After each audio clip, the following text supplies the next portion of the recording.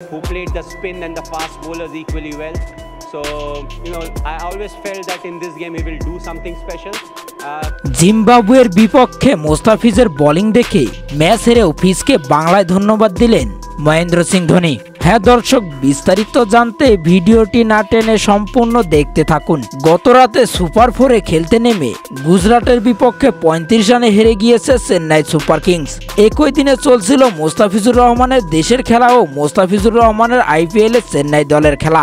IPL থেকে ফিরেই প্রথম ম্যাচে একাদশের সুযোগ পেয়ে বল হাতে বাজিমাত করলেন কাটার মাস্টার মোস্তাফিজুর রহমান। 4 ওভারে 19 রান দিয়ে তুলে নেন গুরুত্বপূর্ণ 3টি উইকেট। ম্যাচ জিতিয়ে হয়েছিলেন ম্যাচ সেরা। জিম্বাবুয়ের বিপক্ষে জয়ের পিছনে এদিন গুরুত্বপূর্ণ অবদান রেখেছিলেন কাটার মাস্টার মোস্তাফিজ। এ নিয়ে জিম্বাবু সিরিজে টানা 4 জয়ের মুখ দেখল টাইগাররা। একদিকে যখন মোস্তাফিজ বল হাতে দুর্দান্ত, অন্যদিকে গুজরাটের বিপক্ষে হতাশার হার হেরেছে চেন্নাই।